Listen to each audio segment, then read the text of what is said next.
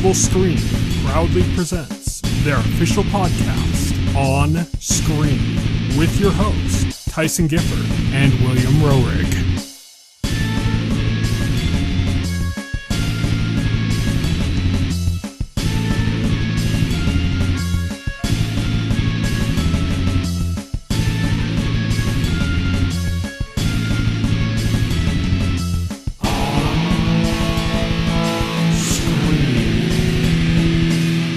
Hello, everybody. This is the On-Screen Podcast, episode 10, in which we are discussing What If, Marvel's What If, that is, and a few other stories from the news and from stuff that's coming up and some stuff we've been watching or playing. But let's get started with the podcast. I'm your host. My name is Tyson. And I'm Will. And today, let's kick things off with our segment On Beat.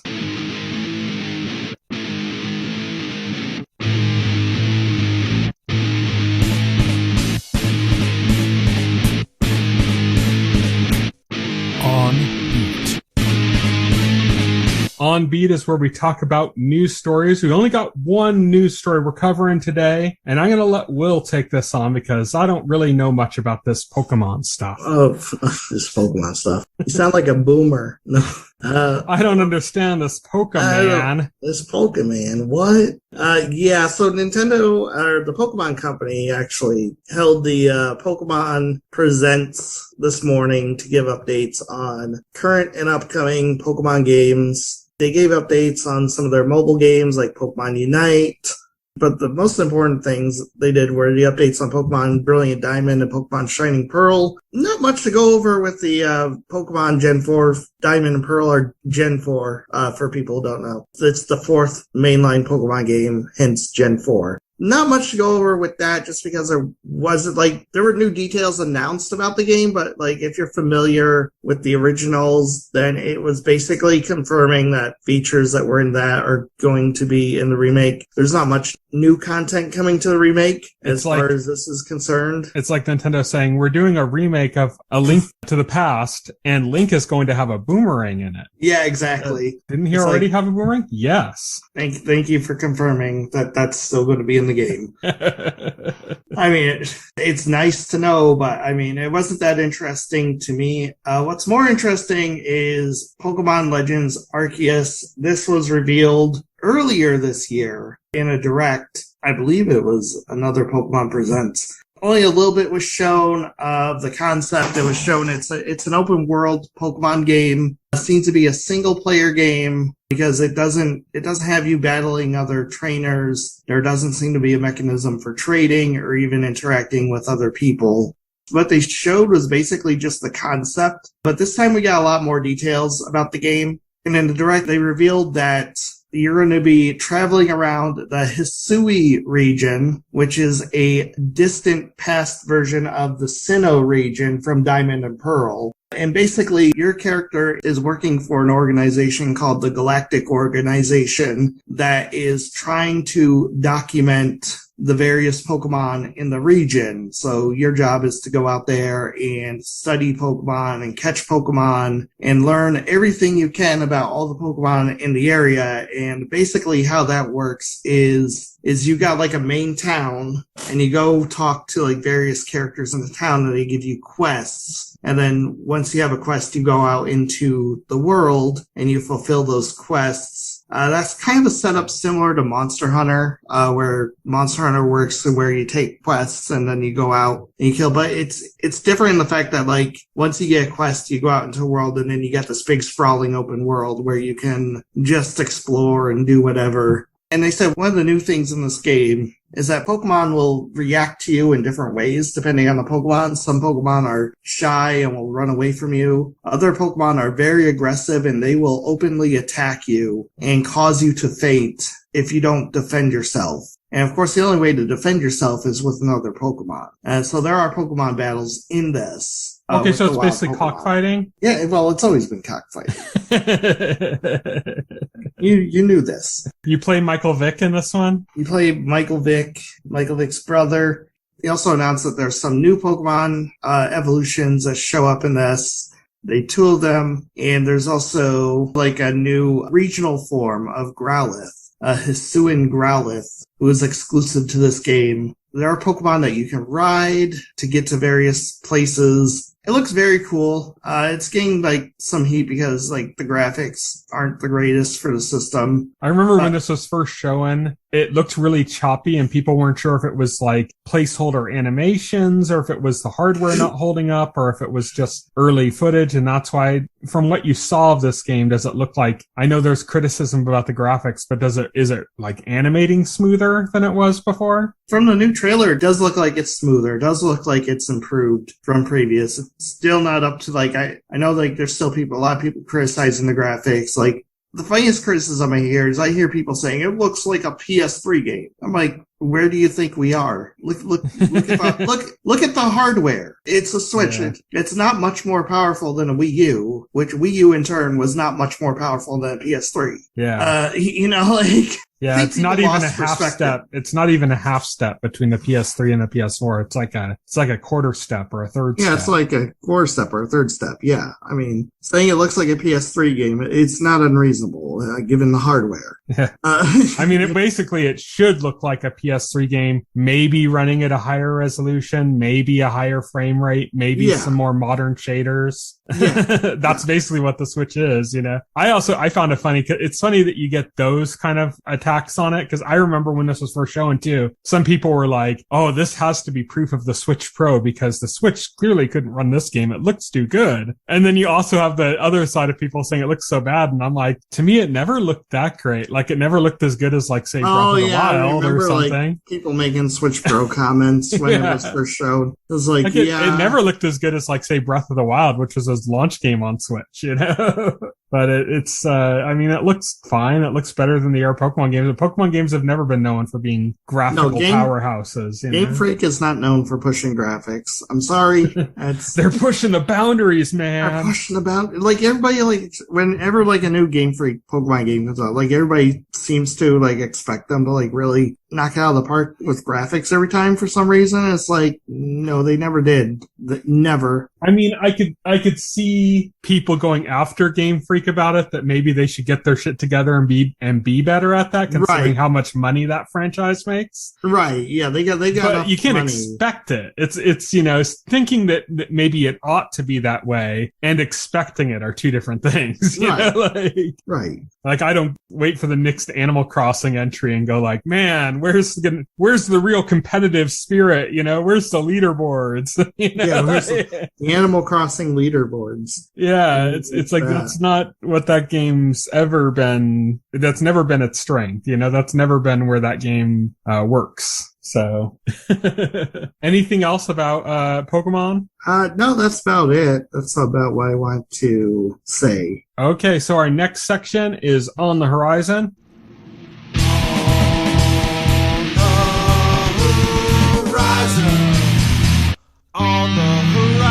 On the Horizon is where we talk about shows, movies, games, anything that's coming up in the next week or so. So today, when we're recording this, Wednesday, August 18th, which it'll be past that by the time this airs, Awkwafina is Nora from Queens returns on Comedy Central. I'm looking forward to that. Awkwafina is hilarious. Can't wait to see her in Shang-Chi. And yeah, it's a pretty good show. It's just nice to have some representation on TV from different groups, you know? It's nice to see that. So to get some, you know, a little bit of Asian representation, which there isn't that much. I mean, there was Fresh Off the Boat, which is done. There was Kim's Convenience, which is done. And then there's Awkwafina's Nora from Queens. That's pretty much it.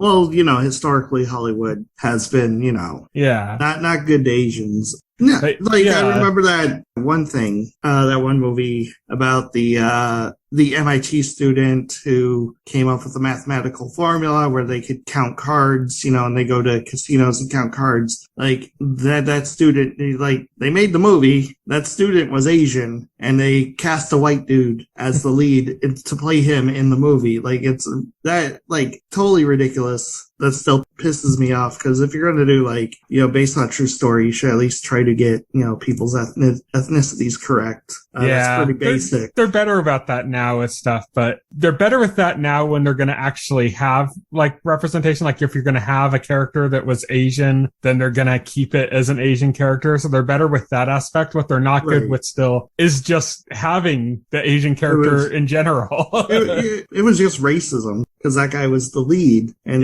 you know, we can't have an Asian guy as our lead. It's largely with men too, because it's the idea that, like, an Asian man is not desirable, whereas, like, you know, they're a little bit less like that with the females, because there is, like, some people that see that as, like, oh, Asian men aren't desirable, but Asian women are, kind of thing. I saw a documentary one time, and the guy who played Jin on Lost was talking about the fact that his kiss with Sun in Lost was like his first on-screen kiss. Really? And he'd been in the industry for, like, I don't know, 15 years at that point. Wow. He'd been in movies and TV shows, and he never had, because he's an Asian male. Yeah.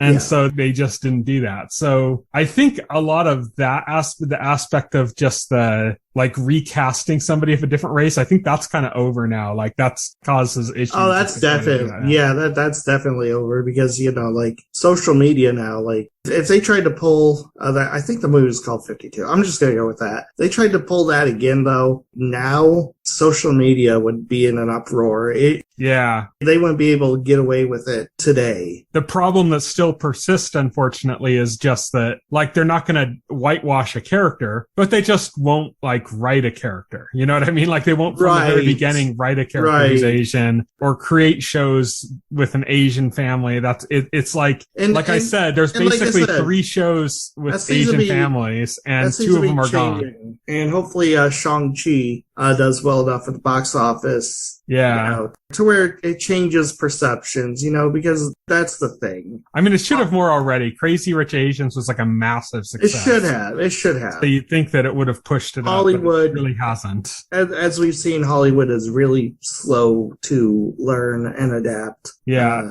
You know, there was for the longest time, you know, before Wonder Woman and Captain Marvel came out, there were still people in the industry saying a female-led, you know, action film would, like, never, you know, make money. So stupid shit. Let's ignore all the ones that came before. You know, it's so stupid. Those are flukes. Yeah, but I mean, to speak more directly about Awkwafina is Nora from Queens. It's really funny. It's kind of over the top. If you're into more kind of like subtle, like naturalistic stuff, you're probably not going to like that as much. I said Awkwafina's great in it. Her grandmother's great in it. I don't know the actress's name who plays her grandmother. BD Wong from Mr. Robot plays her father. He was White Swan, and not White Swan. Was it White Swan? Oh, no, White Rose. White Rose in Mr. Robot. Robot. BD Wong is in it. He plays her father, and he's good. And, you know, they're going to have a bunch of guest roles on there, and she's going to have little adventures while she's kind of hustling in New York, trying to make it as just a 20-something. Right. Who just happens to be Asian and has an Asian family and stuff. So. Right. I wish we'd have some more kind of representation for Asians now that Kim's Convenience and Fresh Off the Boat are both gone. But, you know, hey, at least there's something. And we're starting to get some movie representation. So maybe we'll get more. Maybe. Our next show is The Chair. This comes out on Friday, August 20th on Netflix. This is a dramedy about an English department at a fictional university. It stars Sandra Oh from Grey's Anatomy and Killing Eve, Sideways, a bunch of other things. The thing that's interesting about this, like, this is a show that wouldn't even crack my radar as something I'd be looking. Air quotes. Yeah. Well, I mean, like, I wouldn't even crack my radar as something that I'd even, like, think about watching, really, I think. Except this is, and I'm not saying this makes it something that I'm going to watch. I'm just saying it makes the story interesting. Is that this is the first new project from David Benioff and D.B. Wise. That does it, the way they mishandled Game of Thrones. Like I said, it doesn't make the show interesting. Interesting. Oh, you mean the news story? Okay. Yeah, it makes the news story interesting. I was gonna say, like, the story of the show. I don't know. I don't trust these story written by them. No. That's not what I mean. I mean, like, the fact that, this is the first project that they've worked on since coming off of Game of Thrones, which was such a huge deal in television, which ended so badly by the perspectives of many people. I'm not going to, like, blanket say it ended badly, because there are some people that actually did like the ending, And I fall in the camp of people that think it isn't as bad as people made it out to be. I think it was bad, but not as bad as people made it out to be. I'm mostly at this point. I'm lukewarm on it. Yeah, and that's pretty much where I am. Like, it soured me a bit on the whole franchise of Game of Thrones. It made me less interested in the upcoming prequel that's coming up. It's made me I wouldn't go that far, but yeah. I said less interested. I'm probably still going to check that out, but it's just like it took its toll, Right. Yeah. But it's just interesting because they're coming off of such a huge property, and then they're making a dramedy about an English department at a fictional university. This is their next project, So, I mean, I guess it makes sense from a standpoint of just sheer sanity. If you were coming off of a massive project, you'd probably want a little bit of a breather after that. You'd want to work on something smaller, but it's just kind of interesting that, like, I mean, imagine if after Lord of the Rings, Peter Jackson's next movie was what his actual next movie was, which was wasn't it that movie about the girl who was murdered or something? Wasn't that like his next movie after Lord of the Rings? I don't remember. Like Lovely Bones or something like that. Oh, The Lovely Bones, yeah. I think it was either that or it was Kong was his next one after Lord of the Rings. I think it was that. It was King Kong. It was Kong, I believe. Skull Island. Lovely Bones came later. Not Skull Island. Skull Island was a whole different. No, not Kong. Skull Island. No, but the King Kong remake. Yeah, as I remember that, because they had the video game at like the launch of like the 360 and stuff. Lovely Bones was like way later. Was that? Yeah. I thought it was around the same time. It was at least like a year or two later. So Lovely Bones was 2009. Was it 2000? No, I just looked it up. Oh, wait, never mind. Yeah, that tracks. Never mind. I got timelines messed up in my head here. Yeah. Okay, yeah, King Kong was first. King Kong was 2005. Exactly. Like I said, they had a video later. Game for it out at the launch of the 360. Which would have been 2006? Nope, 2005, 360 launched. Okay, yeah, that's right. Yes. Wii and PlayStation 3 launched in late 2006. Yes. Okay, so yeah. That's how I remember things. But anyways, it would have been like, I guess, it's just weird with the chair that it's such a small project and stuff after Lord of the Rings. But I mean, like I said, I can understand where they're coming from, if you're coming off of something that big, also something that heavily criticized at the ending. I'm not going to want to kind of go back to the same audience of big spectacle. Say we know you guys didn't like what happened last time, but trust us, we got something new. Right. So it kind of makes sense for them to kind of go for a different audience, try something else. But they have a big deal with Netflix, so there's going to be multiple projects coming from them. Then The Walking Dead is returning on Sunday, August 22nd. Isn't this the final season? It might be. I really have no idea. I think it might be. I assumed you looked it up. No, I'm so out of Walking Dead.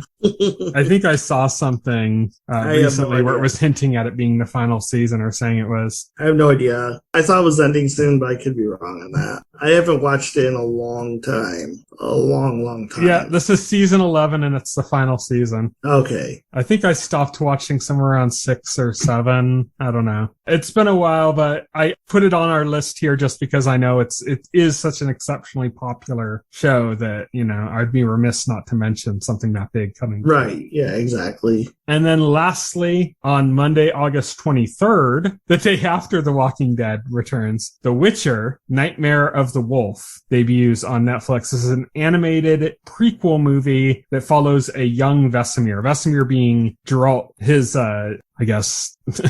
Come on. Teacher. Not with it. Yes. His, Geralt's, master, teacher. Geralt. Geralt's senior in the Witcher Order. Yeah, pretty much. So it's basically following him as a young man, as a new Witcher himself. It looks good.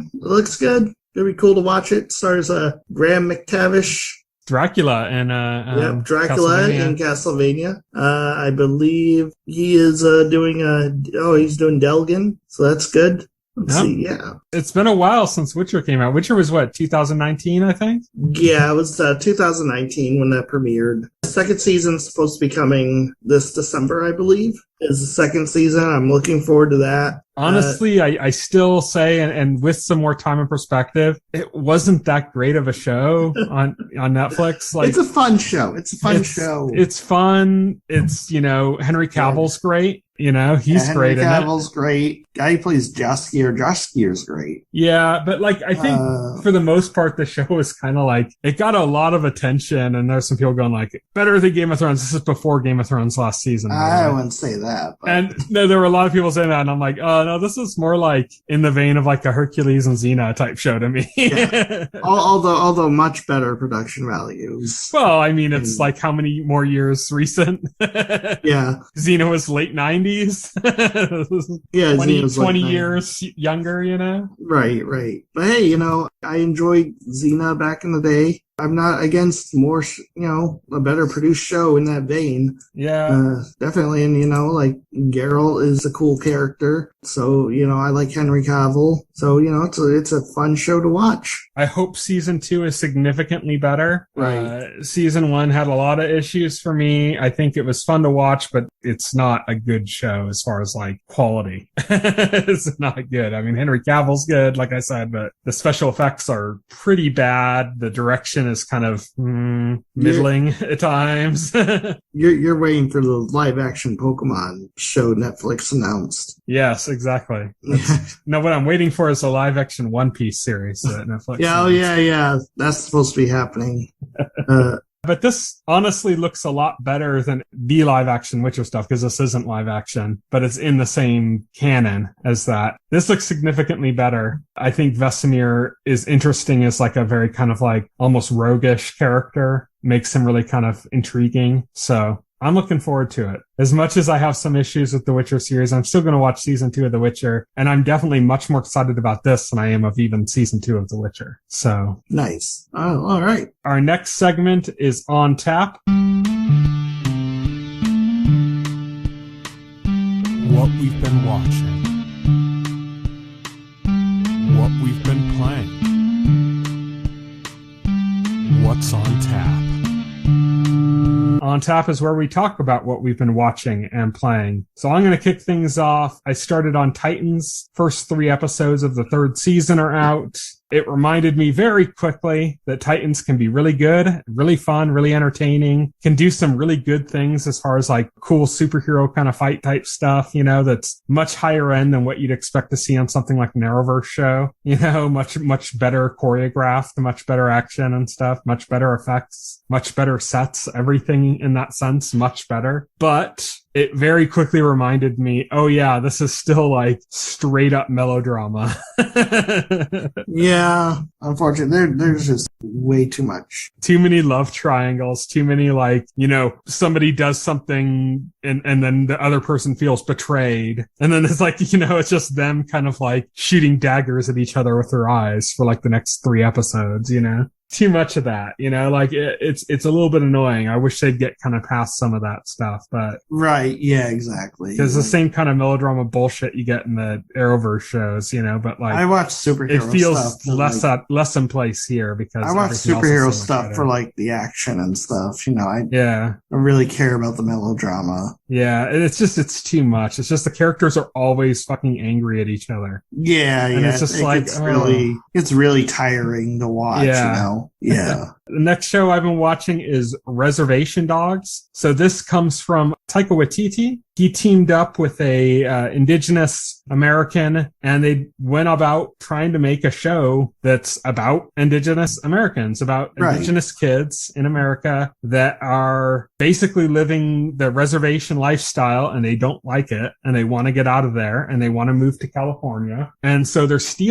doing crimes in order to accumulate enough money to get out of the reservation and go to California. They're on a reservation that's in rural Oklahoma. I believe they film in Tulsa. And it just follows these indigenous kids. And what's really interesting about this is that pretty much everybody involved in this project is indigenous. The 2 kind of major exceptions I can think of is There's a doctor character in the show. He works at a doctor on the reservation who's not a Native American. And then Taika Waititi himself, who's involved creatively, obviously isn't a Native American. He's from New Zealand, but he's actually indigenous in New Zealand. He's part of the Maori, which is like basically the Native Americans of New Zealand, you know? Yes. So he understands that. He's coming from it with that. Even though he's not Native American himself, he comes from it from a similar viewpoint, you know? Right. And so, yeah, it's everything's indigenous about this. It's just the way that's presented it's cool to see that. And as I mentioned when we were talking about Awkwafina as Nora from Queens, we are starting to get more representation for like Native Americans, you know? There was another series that came out recently, like maybe half a year ago, called Rutherford Falls, that came out on Peacock. That's from Mike Schur of The Good Place, and it largely deals. It's half about the white part of this town and half about the indigenous part of this town, and it's about kind of like the conflicts between those two sides and the friendships between different people in the towns and how they're tested based on that and stuff. So it's cool to get some more representation in that way, you know, just like it is with, you know, getting more Asian representation. Right. So yeah, that's Reservation Dogs. It's a good show. Check it out. It's interesting. It's different than pretty much anything else because of its perspective. Also, Brooklyn Nine-Nine came back last week. I'd been looking forward to this for a while because when the last season aired, it was before the George Floyd murder. And I remember after that happened, there was a lot of talk about how are you going to do a comedy where the main characters are police officers in a post-George Floyd world. Okay, so how'd they do it? They kind of just made every storyline about it.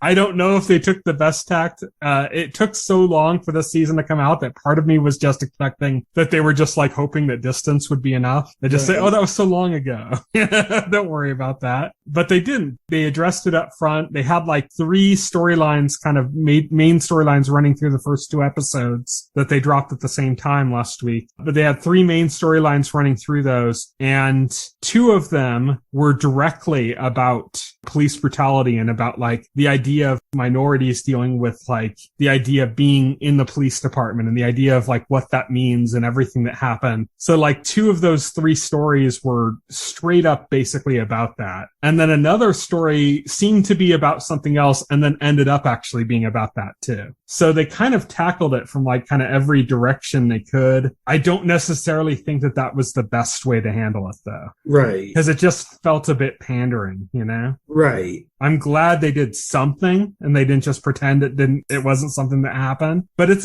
a tough thing to do. I mean, it's a comedy, so you don't want to like sit there and go like, okay, let's like really focus on this like horrific human tragedy that happened. Let's make that the focus of our show from now on. It's like, you're a comedy. You can't really do that, you know? So it's going to be interesting to see how they progress with it moving forward, because a lot of those 3 storylines were kind of largely handled. So it's just going to be more kind of like seeing where they go with it for the remaining episodes of the season, which is the final season of the show. So that's Brooklyn Nine-Nine. And then lastly, you just finished playing A Link Between Worlds. Yes, I did. It was a wonderful little Zelda adventure for the 3DS. I really enjoyed it. I loved the new mechanic of being able to blend into walls, added an interesting wrinkle to puzzles. It's one of the best mechanics to a Zelda game in a long time. I had to get used to it at first because like there were points where like I got stuck and then I just remembered, oh yeah, I can merge into walls. Yeah. It's a really cool, useful ability that you can use in so many places. Yes. It is definitely like much more to gimmick. They really utilize that to its full potential, which I appreciated. It also kind of goes a little bit along with what ended up happening with Breath of the Wild, in which you have your weapons and stuff you can use, or items you can use, kind of. Not, Breath of the Wild, they kind of toned down the idea of items. Yeah, they did. But they also like put the idea of like, okay, besides things you get from items, you can have these inherent abilities, like magnesis or stasis and stuff. And the power in Link Between Worlds to like flatten against the wall, it feels kind of like that, Like it's an inherent ability. It's not something where it's like, oh, I'm in the hieroglyph dungeon now. It's like, no, this is like something you use across the entire game. Right. Which is kind of cool. Exactly. I like that. Use that across the game. I also like the fact that you can get all the items that you need to solve dungeons like up front. You don't have to find them. That changes. I was going to ask you about that, about how you felt about that. Yeah, I think it's great because one of the things it does is like typically in a Zelda game, when they have the dungeon, you have to find the item in the dungeon. And so the dungeon's got to be designed to be like, okay, like it's got to be solvable to the point where you get to the item and then you start getting puzzles that involve that item. But because of the rental system, they can involve the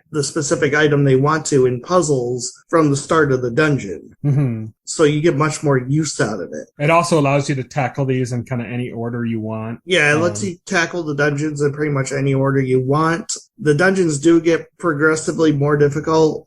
So like you can't go tackle the ice dungeon exactly with like level 1 gear. Like you can, but you're going to get your ass handed to you. But theoretically you can do it because you have everything you need to solve the puzzles and get through it. Were you renting or buying items? For the majority of the game, I was renting the items. I actually didn't realize you could buy items until like it was the end of the game. And I was like, oh, okay. I would have done that much sooner. Knowing I could buy the items, I like just was grinding basically to buy as many of them as I could up front. Right. At the beginning of the game. That's just like, and that's not really how you're supposed to play it, but it's just like my way. Like if that's an option, I'm going to do it, even if it's not the best way to do it. Well, one of the things, if you buy the items, you could collect mymis, which are like little shellfish things, like octopus, like shellfish things across like the world. If you bring them back to like their mother, for every 10 of them, she will suck you up and she will actually upgrade one of those items to a more powerful form. If you own it,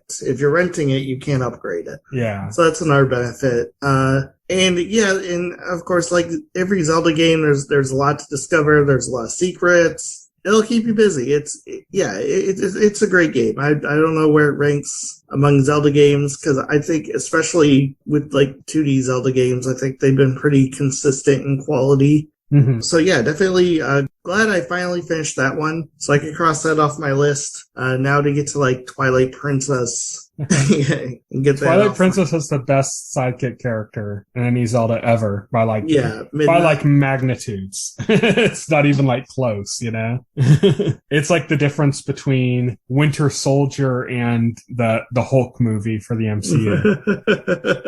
Like that's like the difference between Midna and the next closest sidekick character. It's so much better. But there are some issues with Twilight Princess. You're going to have a lot of up front at the beginning of the game. There's the tutorial aspect of the game is kind of a pain. I've already played through that once. Okay. So yeah, I know all about it. Cannot stand it. But you're going to be in it for Midna, and you're going to be in it for some really cool dungeons and bosses. So that's I think the big strengths of Twilight Princess: Midna, dungeons, bosses. Nice. Yeah. From my memory, it's been a long time since I played A Link Between Worlds. I played that when it first came out and haven't played it since. But from my memory, I think the one issue I really had with that game was just kind of like the way it ended in its story. It just felt like really kind of like, I don't know, almost like a Deus Ex Machina, just kind of at the end with like the other version of Link, I should say, without, saying too much more. I wasn't too much of a fan of that from like a storyline perspective. I thought that was kind of weak. But otherwise, yeah, I really liked that game. And like you said, the hieroglyph mechanic is amazing in that game. Yeah. Yeah. All right. Let's move on to our last segment, which is full spoilers.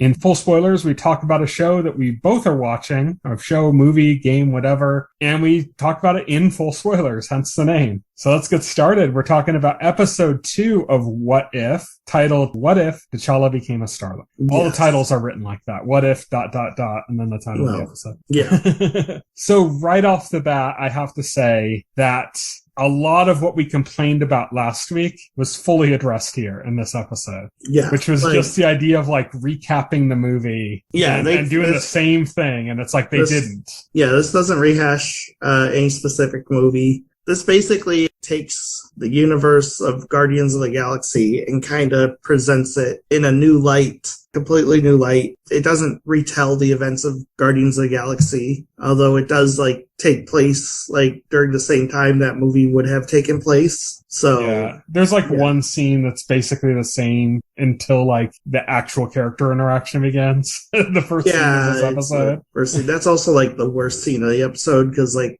they take the joke like way too far into like fringe territory. I think the one problem I had with this episode overall was that they just shit all over Star-Lord.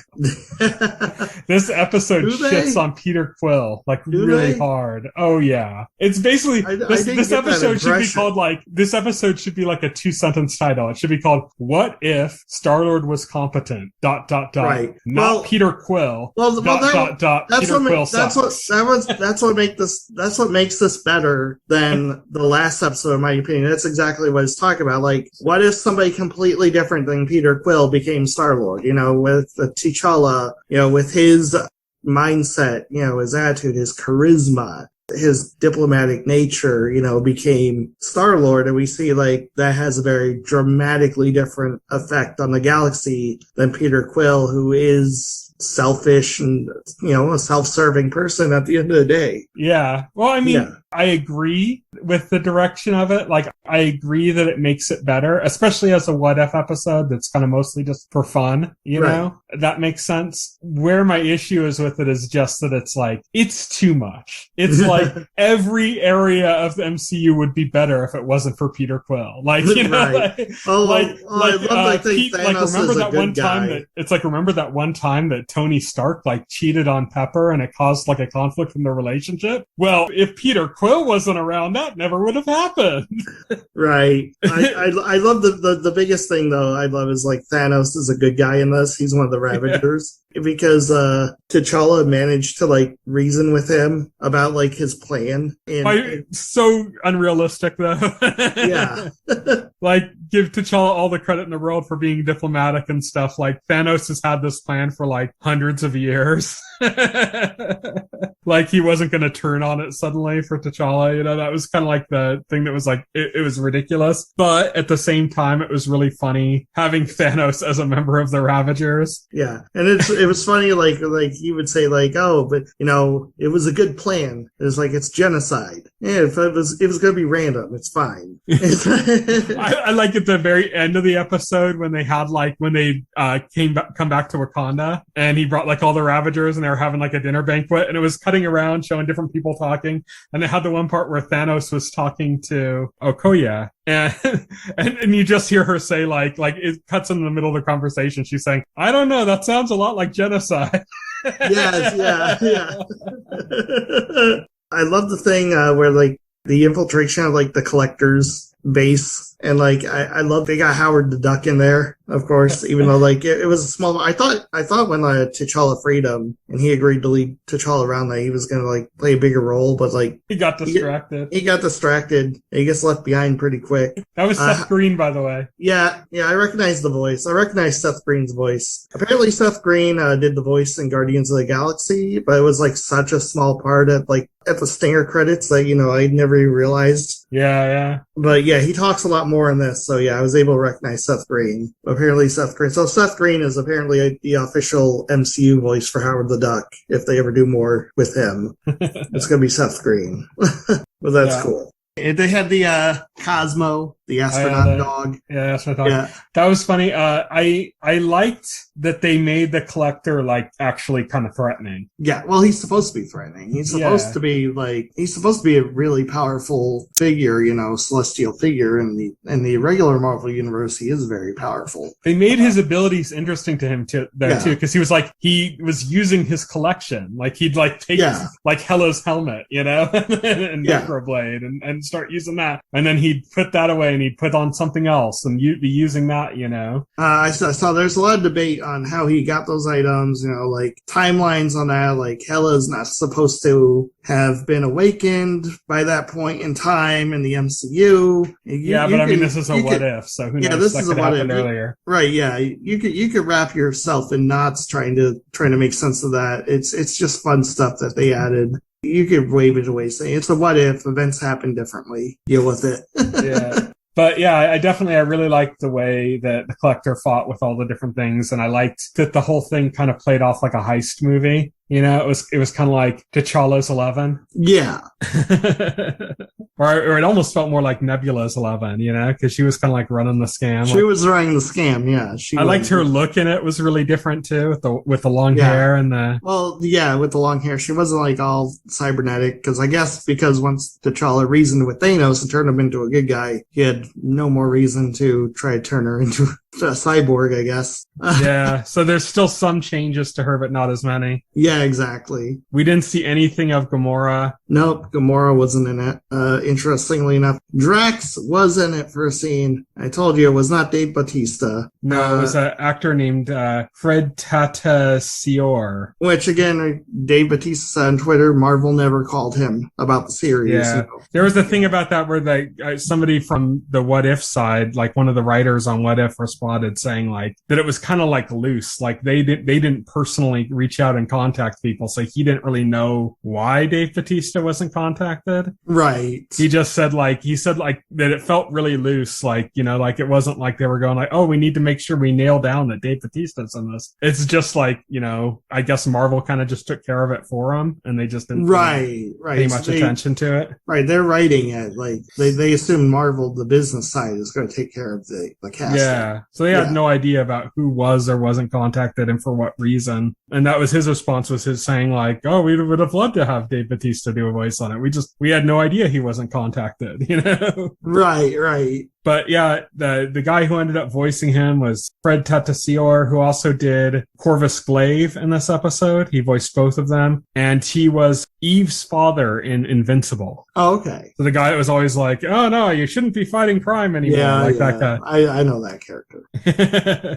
The other voice that was changed here was Peter Quill, voiced for, I think, one very short line, by Brian T. Delaney, who is going to be playing Green Lantern in the Injustice Gods Among Us movie. Which, I like the ending because it shows like Ego confronting Peter Quill, who has no idea what's going on because he was never taken in space. And the Watcher basically suggests like that's the end of the Earth right there. Yeah, the implication they're making is that Peter was bad for Peter becoming Star-Lord ended up being bad for the universe as a whole, overall, but... it was good for the survival of the Earth. But it was the only chance of them surviving the Earth, but it's still his fault, because it's still him. If he didn't exist at all, there'd be no problem. Right, exactly. So that's kind of what they're playing as. Basically, what Ego tried to do in Guardians 2 is now going to pass. It was now going to pass. With nobody out watching Star-Lord's back, Yeah, exactly. There's nobody there to pull him out of that situation. So instead, it's just going to be... it's just going to happen.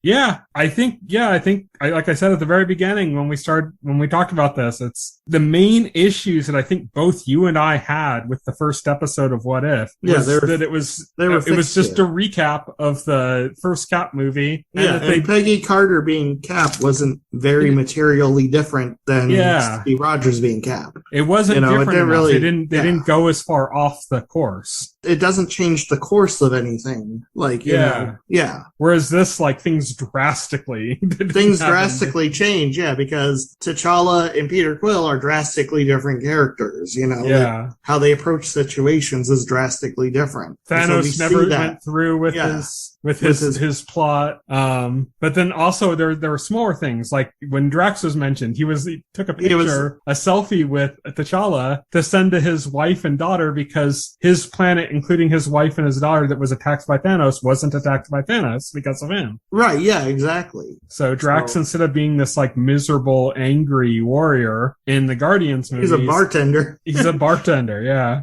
So yeah, it's a better realization of the what if concept, in my opinion. Oh, definitely.